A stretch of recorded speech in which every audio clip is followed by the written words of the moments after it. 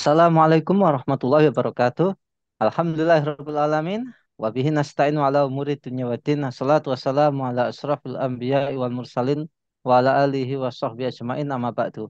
Pemirsa Khilafah News yang dirahmati oleh Allah, jumpa lagi dengan program kesayangan kita yakni Kabar Petang. Hari ini kita akan bahas tema-tema terkini dengan narasumber yang kredibel tentu saja dari sudut pandang Islam. Inilah Kabar Petang selengkapnya.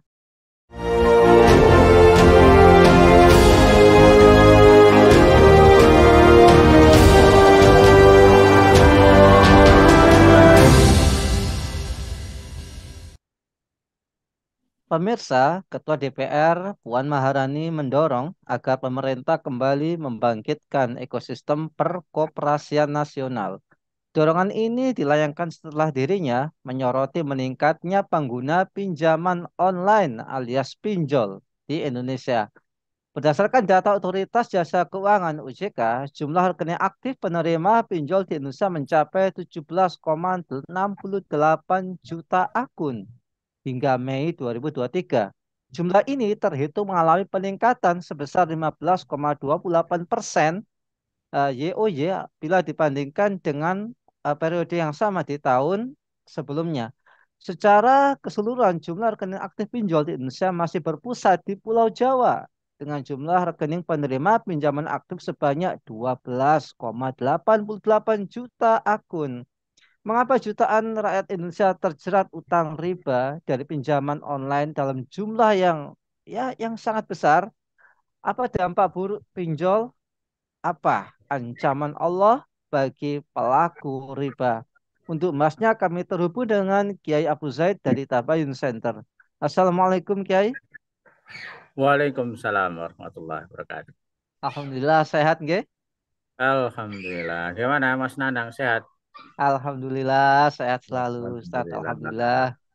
Alhamdulillah. Ya. Kiai, OJK mencatat total utang warga lewat pinjol pada Mei 2023 itu mencapai 51,46 triliun. Wah, kalau dibelikan kerupuk dapat berapa ini? Jumlah yang sangat besar ini. Besar sekali ya. Oh, besar sekali. Mungkin Pulau Jawa bisa dipendem pakai kerupuk gitu ya. Mengapa? Kira-kira apa ya jutaan rakyat Indonesia ini kok memilih untuk terjerat utang riba dari pinjaman online ini yang ya kalau dilihat itu jumlahnya cukup besar juga gitu ya. Monggo ya. Baik, Bismillahirrahmanirrahim. Assalamualaikum warahmatullahi wabarakatuh. Jadi gini Waalaikumsalam. Mas Nanang ya. Jadi kalau saya melihat itu ada dua faktor utama gitu kalau kita lihat ya. Yang pertama itu eh, faktor pribadi lah ya. Jadi pelaku pinjol ini yang minjam secara online itu memang faktanya sekarang ini kan ekonomi tidak baik-baik saja ya.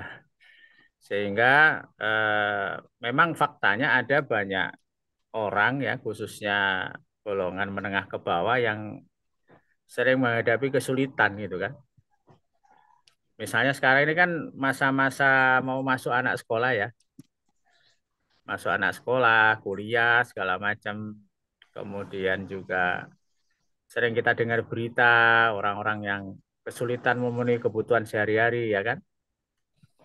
Nah, ini memang tidak bisa dipungkiri bahwa banyak kehidupan masyarakat kita itu, khususnya yang menengah ke bawah ini memang sulit ya. Untuk memenuhi kebutuhan pokoknya itu ya memang ada persoalan di situ, ada kemiskinan yang harusnya diselesaikan ya. Terus yang kedua, memang juga ada yang pinjol ini muncul karena gaya hidup ya. Ya, gaya hidup. Kan kalau di iklan yang pernah saya lihat beberapa kali itu kan begitu. Jadi gaya hidup mau liburan ya,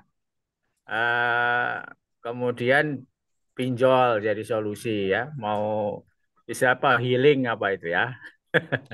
Ya, solusinya pinjol gitu kan.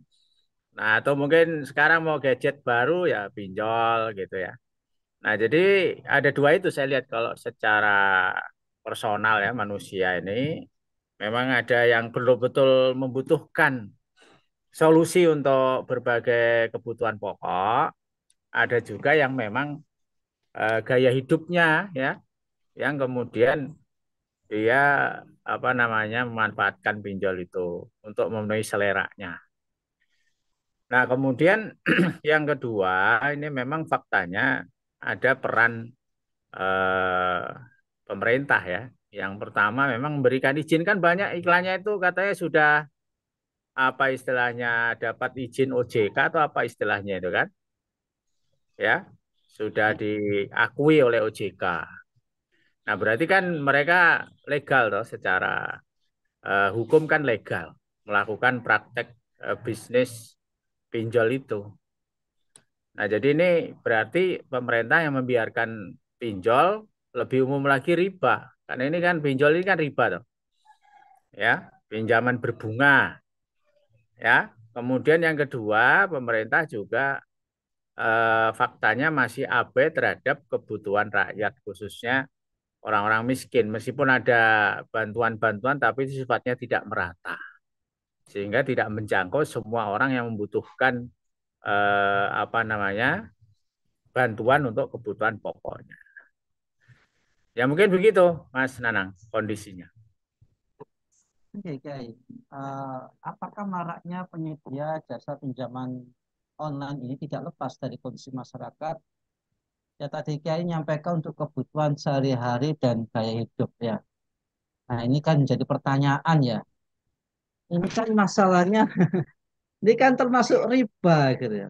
Lantas kira-kira selama ini dampak buruk pinjol ini apa? Kalau yang sering saya dengar itu anu ya Pak, saya dengar itu bisa memisahkan antara suami istri, bikin keluarga bertengkar gara-gara gara-gara pinjol itu.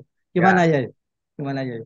ya kalau itu sih ada, berarti kalau kaitannya dengan riba itu berarti kan memang ada pandangan hidup masyarakat kita yang khususnya yang terlibat pinjol ataupun utang-utang riba itu berarti kan seolah-olah anu ya, apa seolah-olah menghalalkan segala cara gitu.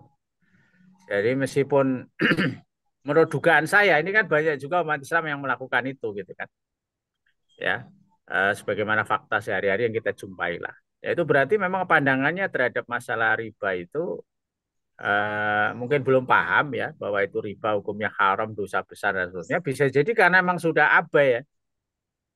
Jadi abai karena tadi desakan kebutuhan hidupnya, atau yang kedua abai karena memang gaya hidupnya ya. Jadi biar tekor asal kesohor kalau dulu orang Betawi gitu ya. Jadi yang penting bisa memenuhi gaya hidup ya. Kemudian di sisi lain untuk pinjol ini secara teknis memang kan gampang ya, simple ya. Jadi simple, orang daftar ada identitas, ada nomor HP gitu ya. Eh, Nanti bisa apa namanya mendapatkan pinjol ya. Jadi itu bisa menjadi seolah-olah menjadi solusi bagi orang-orang yang merasa dia itu hidupnya terdesak atau memang dia bergaya hidup seperti itu.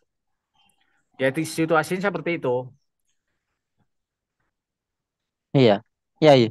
Lantas ini kan apa namanya kok ngeyel kan gitu ya. Jadi sudah tahu ini riba diterjang gitu ya.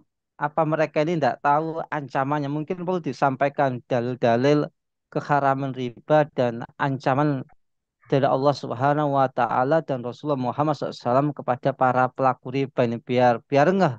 Soalnya kalau tidak diancam tidak ngeh biasanya. Ya, jadi kalau kita kembali tentu sebagai seorang Muslim kan kepada Islam ya, kepada Al-Quran dan Sunnah Rasulullah Muhammad SAW. Nah, kalau kita cek nanti di penjelasan para ulama, itu ada beberapa ancaman yang tegas ya bagi pelaku riba. Yang pertama itu surah Al-Baqarah 275. Nah, itu para mufasir menjelaskan bahwa eh, pelaku riba itu akan dibangkitkan di hari kiamat kelak itu seperti orang yang kerasukan setan karena gila ya. Jadi alladzina ya'kuluna riba la yakumuna illa kama yakumul ladzi yatakhabbathu syaitanu minal massi. Orang-orang yang memakan riba tidak dapat berdiri melainkan seperti berdirinya orang yang kemasukan setan lantaran penyakit gila ya. Jadi kalau di dunia aja kita lihat gila itu sudah mengerikan apalagi di akhirat gitu ya. Jadi dibangkitkan dalam keadaan seperti orang yang gila karena apa namanya? Orang yang kerasukan setan lantaran tekanan penyakit gila. Naudzubillah min dzalik. Kemudian yang kedua, ya, itu Allah akan apa istilahnya menyatakan perang kepada orang yang tetap mempraktekkan riba setelah diharamkan oleh Allah Subhanahu wa taala. Ini bisa dilihat tadi dalam surah Al-Baqarah 278 sampai 279. Ya. Jadi kalau Allah sudah menyatakan perang Allah dan Rasulnya ya gimana orang itu mau hidupnya tenang. Makanya pelaku riba itu nggak mungkin hidupnya tenang. Ya, bisnis ya diuber-uber riba, apalagi ini pinjol ya. Saya dengar cerita-cerita itu kalau pinjol kok berani ngasih pinjaman itu gimana? Ya nanti kalau orang itu telat bayar atau nggak komitmen bayarnya, nanti diteror itu. Ya, kan ketika seseorang itu daftar pakai nomor HP kan semua akses apa kontak segala macam kan masuk semua tuh. Jadi nanti orang-orang yang ada sekeliling dia itu yang sering dikontak entah teman kantornya, istrinya atau suaminya atau temannya atau siapa sih dikirimi semua itu ditagih bahwa dia punya utang sekian sekian ditagih semua kan bisa stres makanya ada yang bunuh diri itu kan sudah 12 kasus kalau nggak salah itu yang bunuh diri gara-gara pinjol ini ya. Kemudian yang ketiga, pelaku riba itu dilaknat ya, dilaknat eh, oleh Allah Subhanahu wa taala, bahkan bukan hanya pelakunya berdua itu yang minjemi, yang kasih yang pinjam ya, kemudian berarti penyelenggara pinjol itu yang minjemi, yang pinjam berarti nasabahnya itu, terus saksi-saksi sama pencatatnya itu semuanya dilaknat oleh Allah Subhanahu wa taala sebagaimana hadis riwayat Imam Abu Dawud ya. Kalau dilaknat itu berarti dijauhkan dari rahmat Allah. Ini kan luar biasa ancamannya.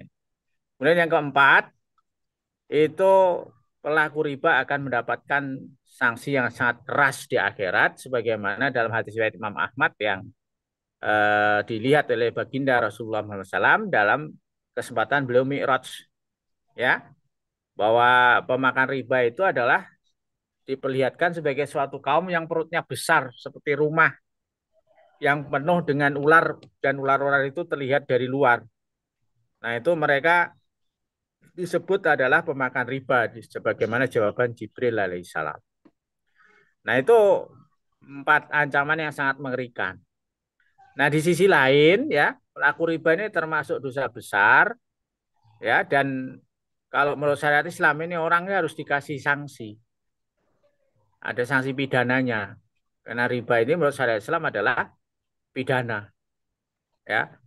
Dan sanksinya termasuk takzir, artinya bisa diputuskan oleh qadhi atau hakim yang mengadili masalah ini bisa diputuskan entah dicambuk, entah di penjara, entah yang lain itu nanti keputusannya tergantung kepada qadhi.